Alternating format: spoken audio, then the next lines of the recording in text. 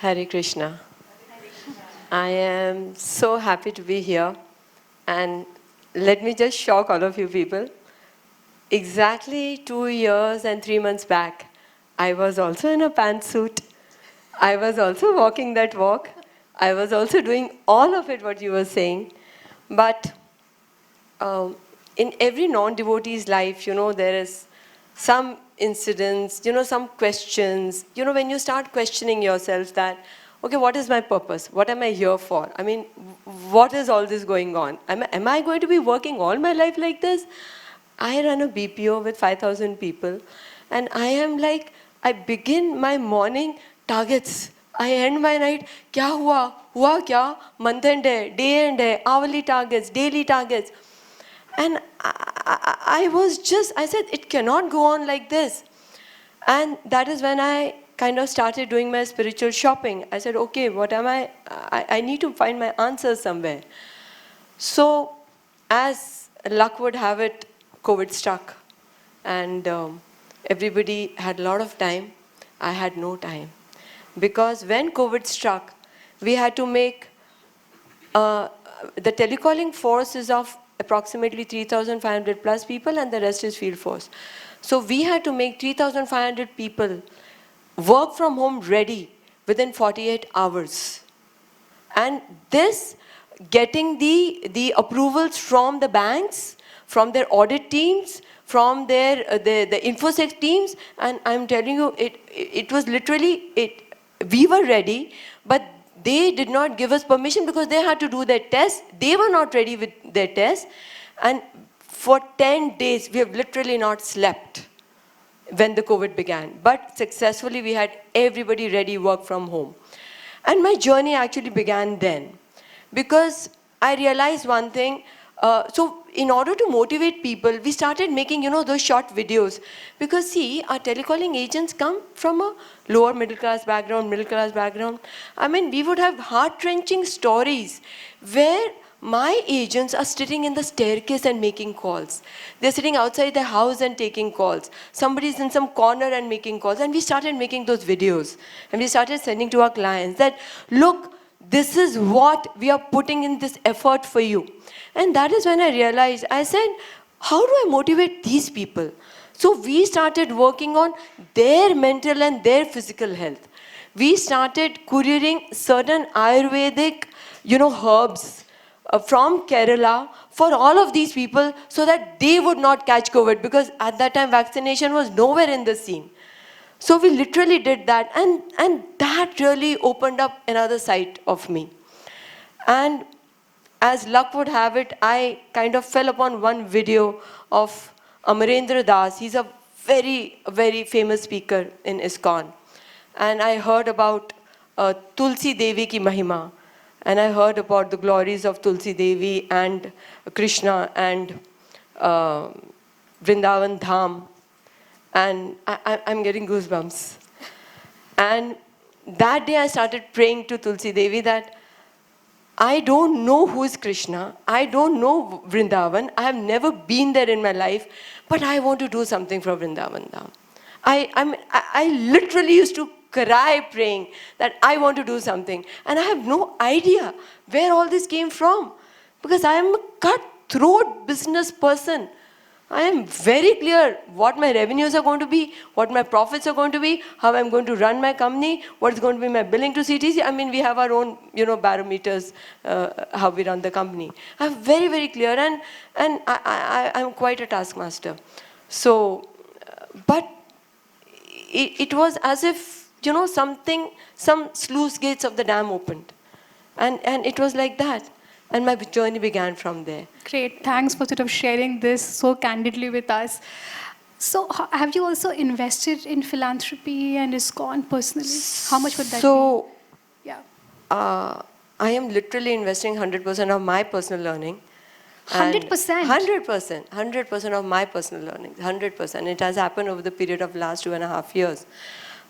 I mean, I cannot tell you the number, what I've invested till now, but it's a substantial amount. But the good part is that I don't come with only dhan. I come with tan, man, dhan. So So when I work as CEO for Gaurangadas's all social initiative projects. So it happened over a period of 2.5 years, and I was not aware, but he was observing me because he's a bigger taskmaster than me, and I realized that after 30 years I've got a boss in my life, and he's very choosy about who works in his team. So it happened over a period of time, and I started working. And so for me, what I contribute monetarily is of course important, because without the funds, how would we ever do whatever we are doing? But what is important for me is that we, the educated women and men who come with a corporate background, who know how things work, who know how to make things work, we are the people who are required in this paradigm of spirituality, sustainability, and social impact, what I call the S3 impact.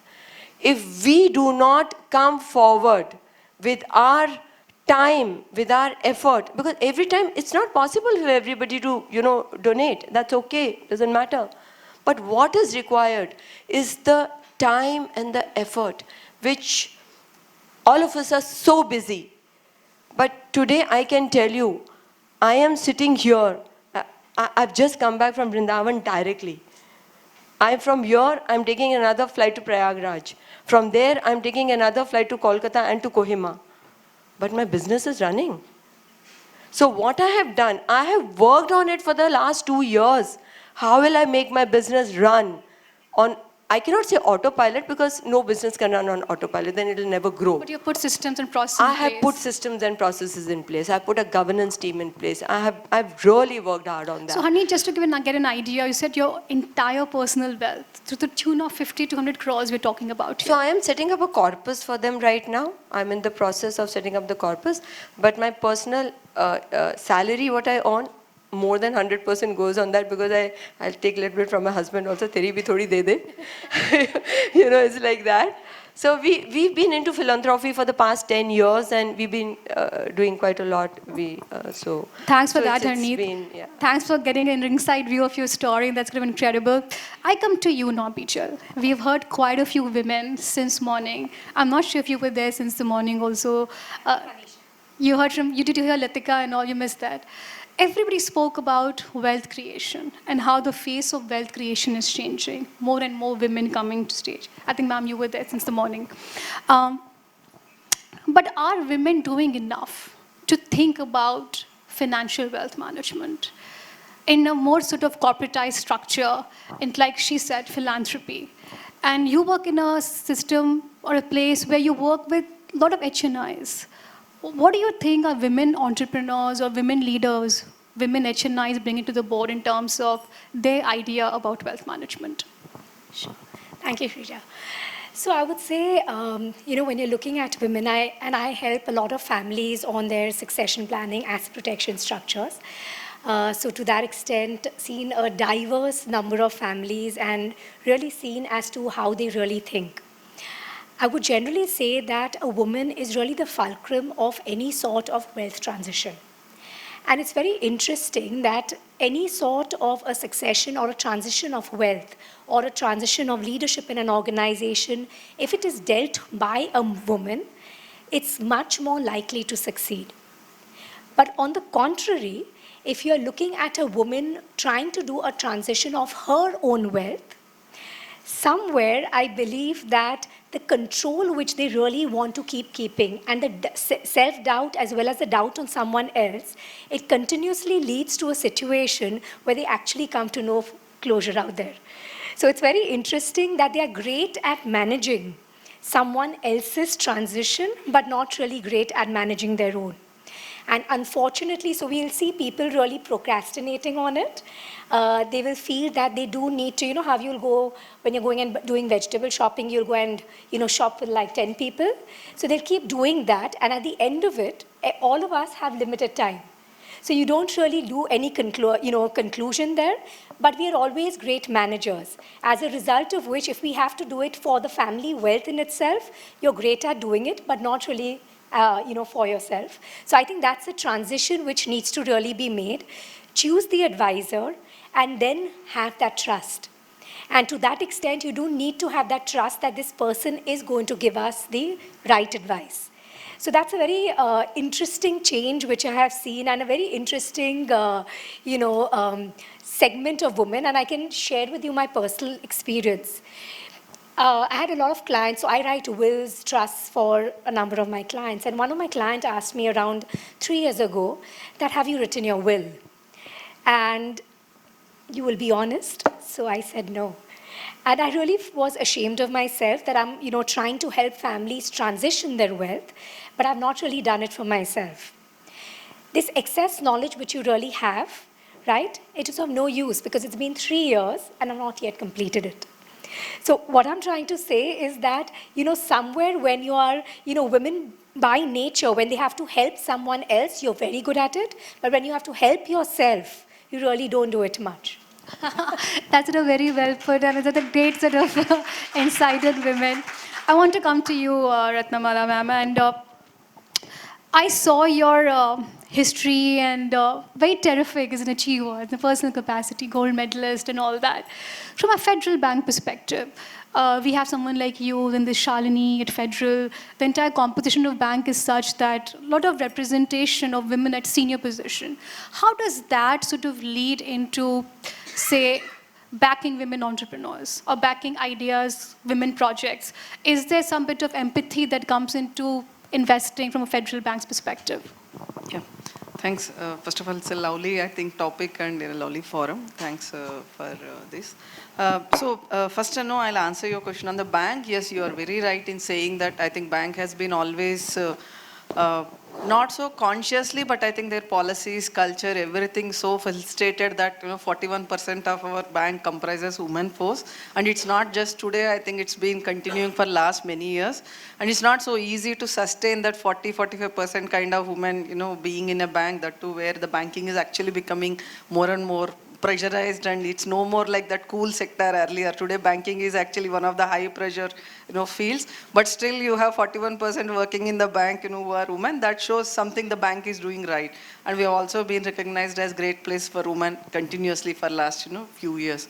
So I have been observing and thinking many times, because I worked in many organizations before also last 23 years. So what is actually the bank doing right, and why so many women are in fact being here? So I think it is about, the bank is purely, first of all, a merit-based, and meritocracy is encouraged here. So the opportunities are given to everyone, and everyone in the sense, it's not just for the sake of it or for the purpose showing it, but actually, I don't think any senior management or anyone in the bank even is conscious or thinking about whether I am actually giving this opportunity to a man or a woman.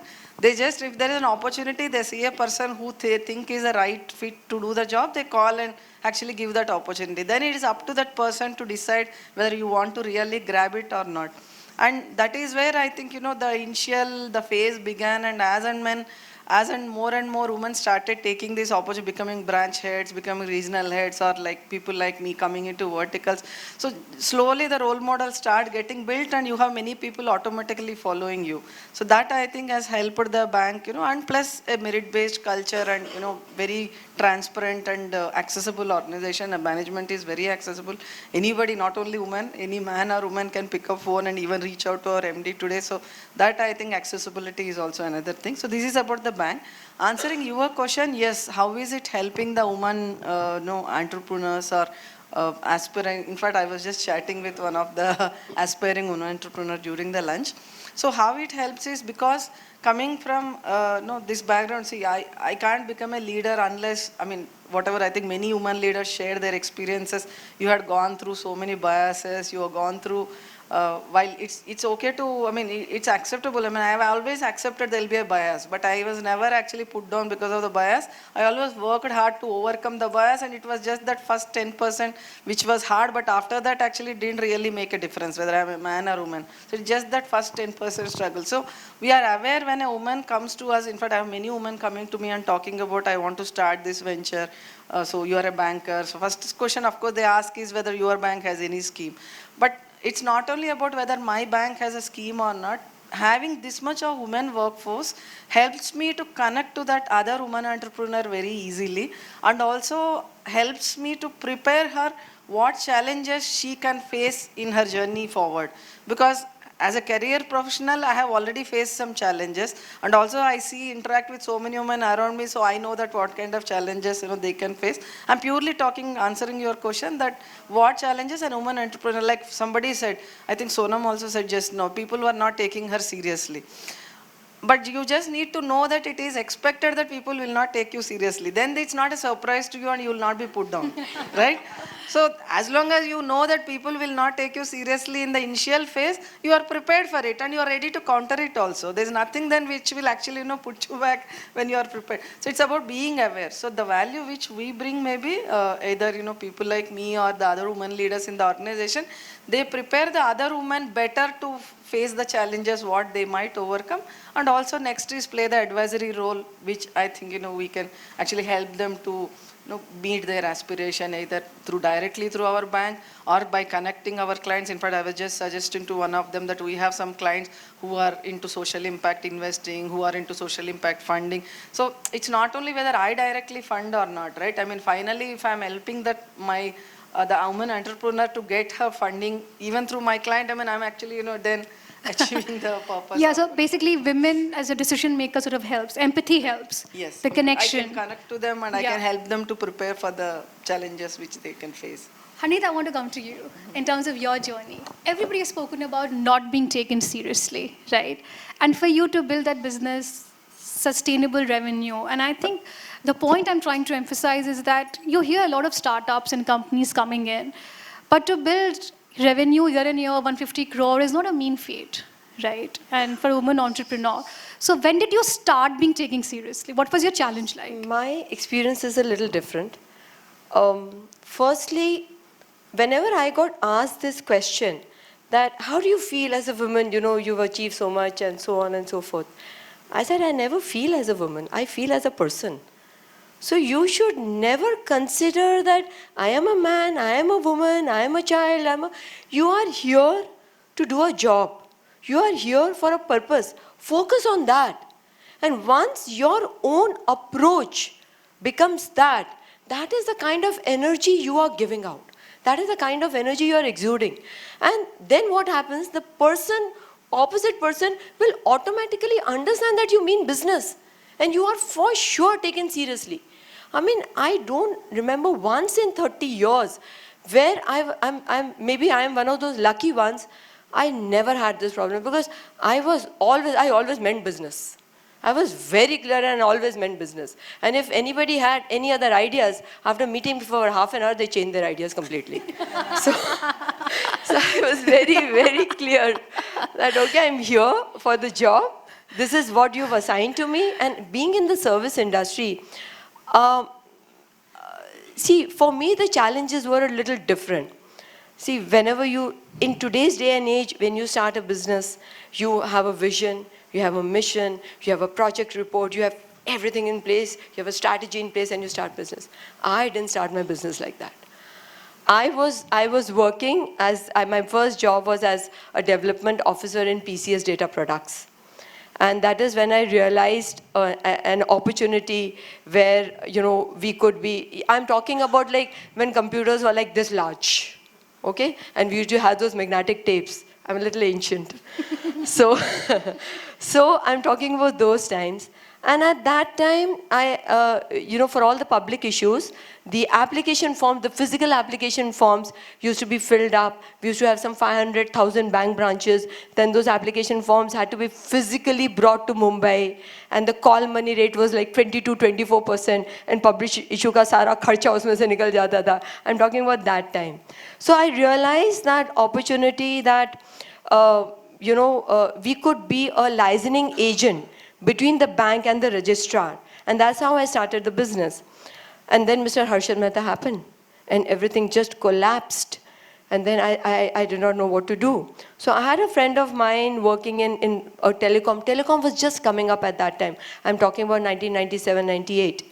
And telecom was coming up at that time. I said, "Mujhe aur to kuch aata nahi hai. Maybe I can do some couriering business." So I went to him. I said, "Please give me some couriering business." He said, "I don't have any couriering business. Can you do telecalling?" I said, "What's that?" She said, this is the list of people you've got to call and you've got to tell them, listen, you've not paid your bill, make the payment. I said, tu sikha de, I'll call. So I have personally sat and called and made calls and have taught my telecalling agents. I mean, I have started from the time when the word BPO was not even coined. We were called telecalling shops when we were like mom and pop shops. We were those kinds. So coming back to your question, I always believe that it depends upon what purpose are you exuding when you are, when you mean business. People don't mess around with you. That's my experience been till now. So Harneet must have been the outlier. I have Let's sort of say that. But people in this audience are like stunned and like meaningful listening to this panel. I can sort of totally see this. I come to you now, Bijal. Now from this, a lot of women, and I think including Manisha to Shivani, they all spoke about what they had to go through. Manisha spoke about the fact that she has to iron trousers of her male colleagues, right? So, and 30 years of investment banking, like not sort of just surviving, but thriving there. You do so many deal contracts, startup fundraisers, M&A. Do you also feel that somewhere the women entrepreneurs on the other side, she's being taken for a ride? But in terms of negotiation, not being knowing some financial jargon too well, or perhaps not negotiating very well on the pricing? Give me a candid answer. Okay, so I would say, so it's a mixed answer, I would say. And, you'll often see, like, a lot of men on the other side really having a very arrogant attitude. And I would agree with her, it's when you essentially have that confidence and you're very clear that this is what I really want. After a point, it actually gets very diminished. I think what is important is for us to really have the confidence and the fact that we're not being really discriminated against. I think it is only when we start believing in it, right, is when we are absolutely in a position wherein a man can't really trample on us. So I would say, like, when you're looking at when you're looking at entrepreneurs, female entrepreneurs, you can't be. Entrepreneurship is not for the weak-hearted, right? And to that extent, I wouldn't say that they are the ones who've been taken for a ride or any of that, or in a negotiation. Because women by nature are way more persistent. Right? They mean business. So, on the other hand, you will see a man may actually try to be aggressive, may come from a background where they feel that you can, you believe that the woman does not know this stuff. But very often, a woman is also very intuitive. She knows what she does not know. So she will ensure she gathers herself around people who can actually help her navigate it. So I would say it's very different, and maybe I think your question was more on a woman entrepreneur, which is where I would say it's a welcome change. It's a welcome change. So of course there are some learning which women definitely have to do, some lot of things, but I'm sure intuition and empathy helps. I come to you now, ma'am. Mental resilience, extremely important. What happens when you are being judged for your gender and not for your competence? Happens repeatedly in the life cycle. And you spoke about the fact that 10 to 15%, and then you have to take care of it. You have grown through. But banking itself is so cutthroat, right? Like you said, the cool days of banking coming at 9 and going at 5, pension money, that era is gone. We have seen the ICICI Bank of women, very famous, successful women coming one after the other. Maybe Federal Bank is the next, trying to build that ladder of women. But it comes with a lot of mental resilience. You have to go through, there's politics at workplace, there are a lot of men, women. How do you sort of traverse through these conversations? See, that context, in fact, at the cost of repetition, I will definitely repeat what she said. I think you just have to be focused, that's all. See, one is about being aware about what challenges you can face. Like I said, yes, see, I've been in corporate banking for the last 23 years, so I face I meet a lot of corporate clients at different levels, promoters, CFOs, directors, so many people. So the common actually, the experience, the first time when they look at me, see, suppose, we take a time for the meeting and then I go there. The moment they look at me, there is a slight, they first, when I ask, first a lady calls and says, okay, I'm coming to discuss on something on corporate banking. I mean, Bombay might be a different market, but especially in the markets where I worked more in the south, they're not prepared. Or they think that, okay, some lady from like a PSU side with a sari and very old, like 56-year-old lady The coming. biases. So the moment they see me, I can see that little bit of surprise. Arey, she's not as old as we thought. Okay, how much knowledge she has. So initial, that first 10 minutes, I can see that they are still waiting actually, is it worth for them to spend time, or do I know what I am actually, going to talk about.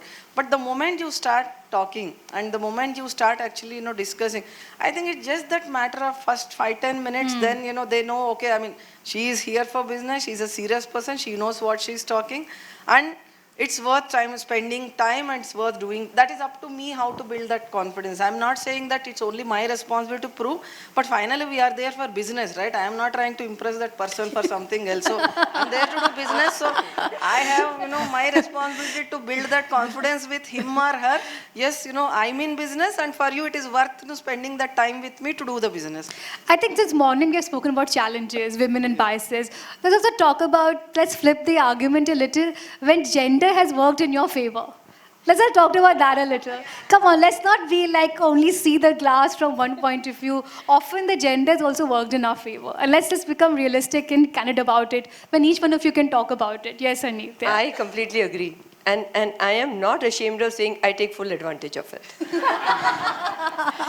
So I just, for your previous question also, even in my Seva role, so one of the projects that I do is the eco-rejuvenation of the Braj Kunds, the holy water bodies in Braj Dham.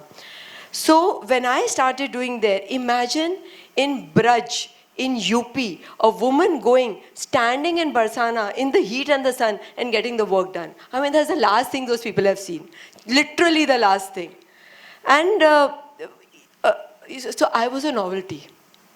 अच्छा ये आई हैं यहाँ पे, ये काम करवा सकेंगी, ये क्या काम करवाएंगी, अरे बहन जी आप क्या कर लोगे. So I was taught one thing, that if you want to get work done in Braj Dham, be the most humble person that you've never been in your life. And humility is not my name at all. I am far from being humble. In fact, that is the reason I do seva, that at least kahin par to at least that one H will come into me. So that's the reason I do seva. But I learned over there that if you kind of present yourself well, even with the officials, trust me, even with the officials, you present yourself well and you are persistent. I was persistent. I go to Vrindavan every month.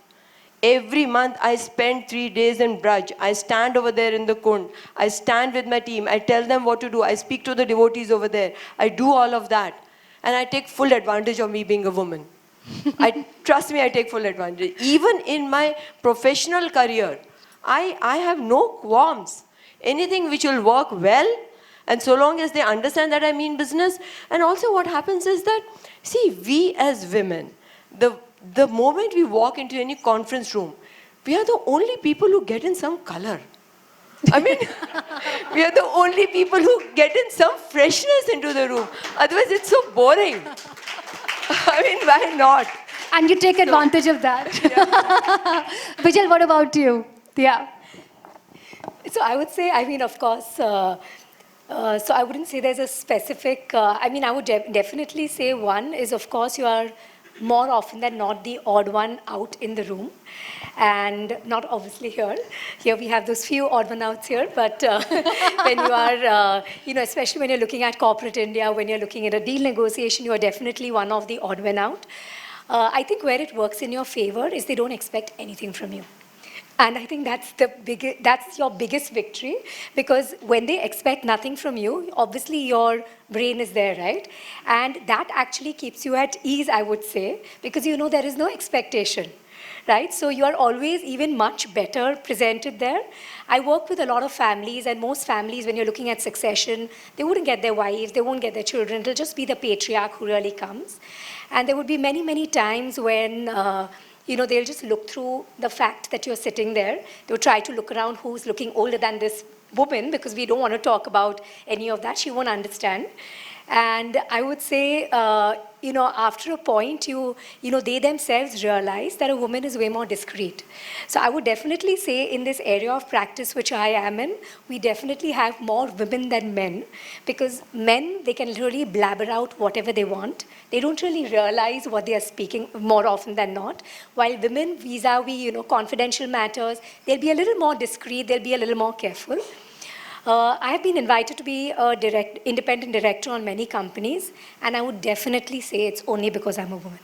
Wow. There's absolutely no other reason. I'm loving this event, not because of the fact that everyone is coming out and having such candid revelations, because they feel it's a safe space. Like you said, the men are the odd one out here, for a change. Yes, Sam, what about you? Yeah. Yes, definitely there are many instances where you feel that actually you are getting an advantage of being a woman. But see, in general in life also, I believe that everyone will be successful or will be happy when they play to their strengths. So if being a woman is my strength in that situation, definitely not compromising on the purpose for which I'm working or I'm aiming for, or I'm so. There's nothing wrong. I mean, why will somebody take or show me a little bit of favoritism because I'm a woman? I'm ignoring all the not so right intentions aside. I'm only saying they are just being soft to me because I'm a woman, or they give me an appointment because I'm a woman. They would not have given the appointment if it is a guy. They have given me. But like I said, that maybe is just that launch pad, or that is that initial step which helps me to cross. But once I cross the step, I think it is same for them also and for me also. Second, yes, if the other person, I have seen being in banking and being in customer service, I have seen that sometimes clients maybe, all my team members are male, here. So the way they shout on them and the way when they actually, talk to me will be different. They will not shout on me as much as, so if I can protect them by being a woman, why not? That is my strength and I'll protect them. I mean, there's nothing harm. I mean, no intentions, right? So maybe I'm in a position to bring them to a listening mode and communicate to them. So as long as you are actually using that advantage just to help meet the purpose for both the sides, I don't think, there is anything, and it can happen it's not only between man and woman, it happens in many sides. Like when you see an elder person, you will not shout as you shout on an younger person, right? I mean, if you call it discrimination, but fine, that's the respect you are giving to elder person. Same here. Maybe a person is not shouting because they feel that shouting on a woman is wrong. But as long as the intentions, there are, no wrong intentions, it's fine. Thanks for that. I think we have two partners, Federal and KCO, and I was mentioning that I was very, very clear that why we are taking them as partners on board, because for both of them, inclusivity is very intrinsic. For Federal, it's 41% workforce female. And for Khaitan, I was very impressed with your period leave. I must also tell you that Khaitan is the oldest law firm in the country, and I worked with the firm for quite some time in my previous jobs also. I know quite a bit of dispensation there with Bijal and a lot of female partners out there. So the culture speaks. The culture speaks, and which is why we have this conversation going. Before I get into the rapid fire, we should definitely give opportunity to you all to, I'll just take 2 questions for this incredible panel here, and then we have our women pitching our ideas. I'm very, very excited about that. So let's sort of get started. Just 2 quick questions. Yes. Anybody? Yeah, Paroma, yes, question, yeah.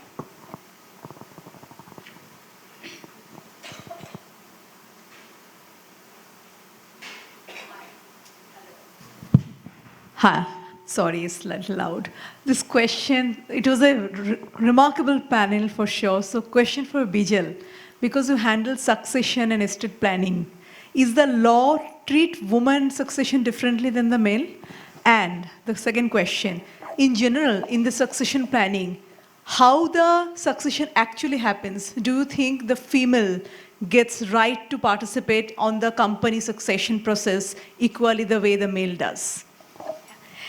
Okay, so if we see the law in India actually is more tilted now towards the woman. So when you're really looking at, succession, etc., vis-a-vis children, a daughter and a son are equal.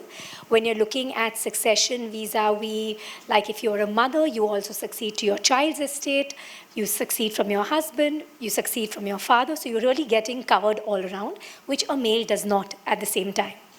So I would say the law is definitely very well geared.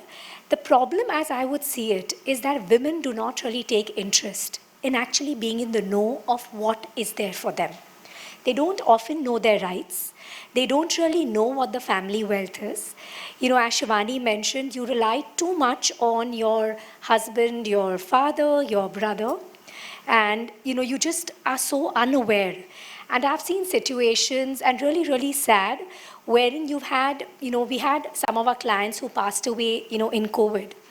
Young guys running organizations must have been in their early 40s.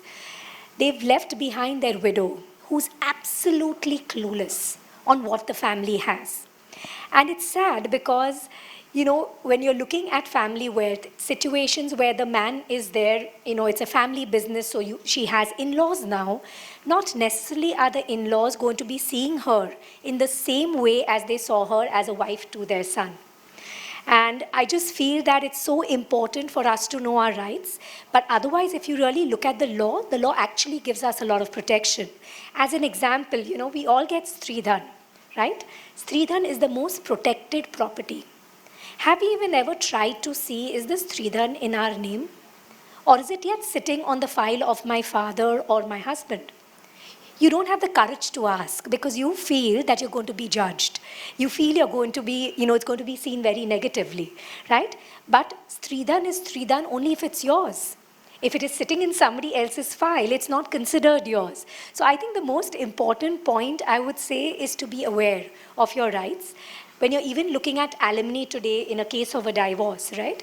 Alimony is more for a woman to get from a man, which generally was the case in India. But now, with the fact that women are being so successful, you have a number of judgments wherein the woman has given alimony to a man. I think we should feel very proud about ourselves. I mean, it's a big thing. It's very well said. Bijal, very well spoken. Any last question? Yes. But Avni didn't get a chance. Yeah, Avni, yes. Yeah, quick question.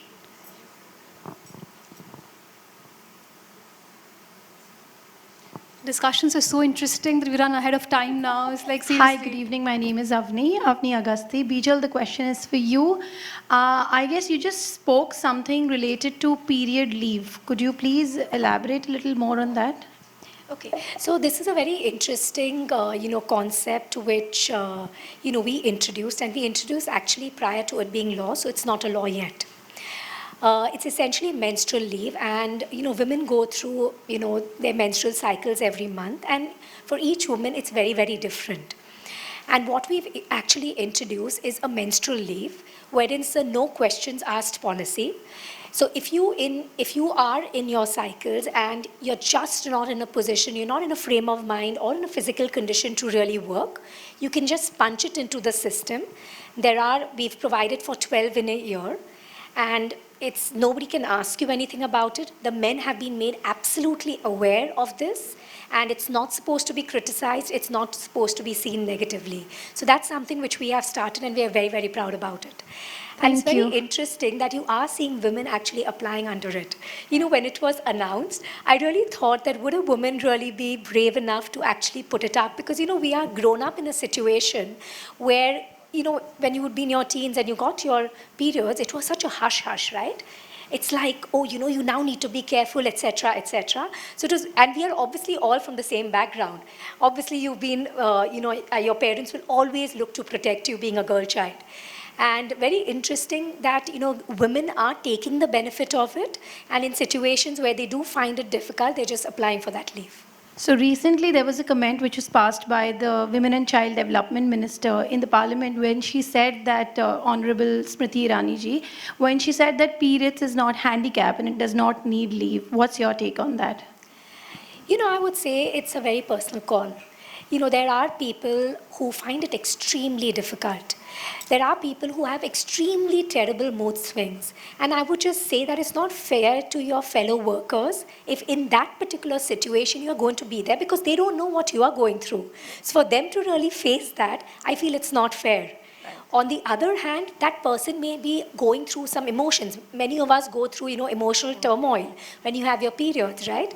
At that stage, if your client or your fellow colleagues tell you something, maybe you're very vulnerable, right? So I would say it's each to their own, and you have to really respect, each individual as to how they really take it up. Right. And to be very honest, I genuinely believe if you're not going to be true to yourself, you're never going to be successful.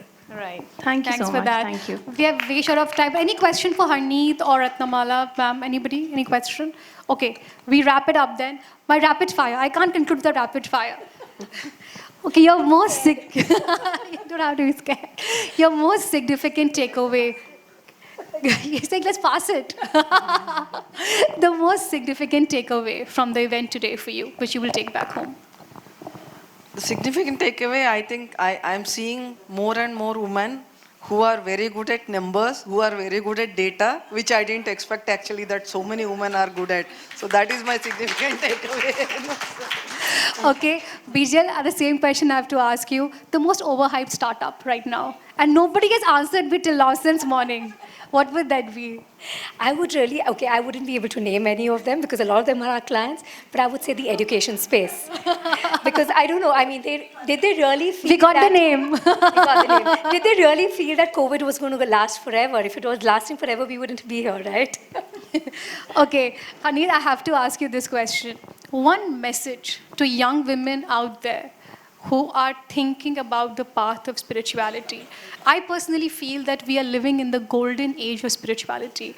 I have a startup, like you have a very big company, and I have about less than 10 employees. I have a girl who's working for me, she's 21, and she's telling me, कि ma'am मुझे तुलसी माला धारण करनी है. She's a big Krishna Bhakt. And I see so many men and women who are entering, and I'm like the oldest in my company. There are 22 people, content creators. They're all so spiritually inclined. Is it for good, or is it just some bit of a narrative that is being painted out there? I want to understand from you. This is going to be the golden age of Kali Yuga now for 10,000 years. So we are at the cusp of that. And this is the time when, in fact, in our congregation, we have like 30% are youngsters, right from 14 years to 25 years. So this is the time, and you need to experience spirituality when you are in the best of health and in terms of spirit, mentally and physically. That is when you experience it right. What's the point in experiencing it when you're halfway? Exactly. And trust me, it is beautiful, and it's the happiness that you get out of it. If that is what you're looking for, that I guess everybody's looking for that. I don't even have words to put it across. I think you should just say Hare Krishna once more for us. Hare Krishna. Thank you.